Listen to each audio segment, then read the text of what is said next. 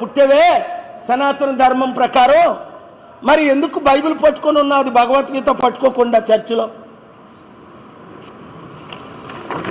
ఎందుకు చర్చిలన్నిట్లో ఇదిగో మీ పాస్టర్ ద్వారా మీ భార్య నువ్వు పిల్లలు బ్లెస్సింగ్ తీసుకుంటున్నారు?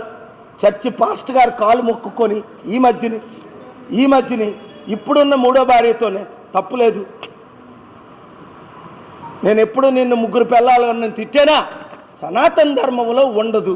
నువ్వు సెక్యులర్, ఒక అమ్మాయిని డివోర్స్ చేసిన తర్వాత ఇంకొక అమ్మాయిని పెళ్లి చేసుకోవచ్చు అన్యాయం చేయకుండా, అది మన చట్టం అనుమతిస్తుంది. కానీ నేను సనాతన ధర్మం అని చెప్తూ బాప్తీసాలు తీసుకుంటూ చర్చిలకు వెళ్తూ బైబిల్ పట్టుకుంటూ నాకు బైబిల్లో మంచి వాక్యాలు గుర్తొస్తాయని చెప్తూ నువ్వు హిందూ ముస్లిం క్రిస్టియన్ మధ్య చిచ్చులు పెడుతుంటే దయచేసి మీడియా వారందరూ, ముఖ్యంగా యూట్యూబర్స్, మీరు వైరల్ చేసుకోండి.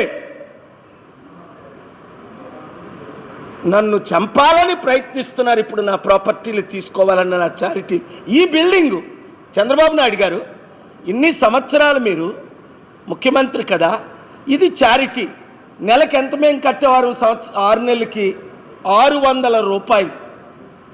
మీరు ముఖ్యమంత్రి అయిన తర్వాత 60,000 రూపాయలు కట్టమంటున్నారు 6 నెలలకి, అంటే 100 రెట్లు ఎక్కువ. అది న్యాయమా? మీ దగ్గర డబ్బులు లేకపోతే నేను కట్టగలను, నేను 60,000 కడతాను, 6 లక్షలైనా కడతాను. కానీ ఈ బీద ప్రజల సంగతి ఏంటి?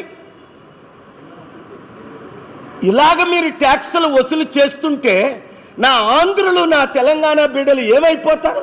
అక్కడేమో రేవంత్ రెడ్డి, ఇక్కడేమో చంద్రబాబు నాయుడు గారు. 100 రెట్లు ఎక్కువ. రుజువులతో నేను కోర్టుకి వెళ్తున్నాను. వెంటనే జీవీఎంసీ వారు దరఖాస్తును విరమించి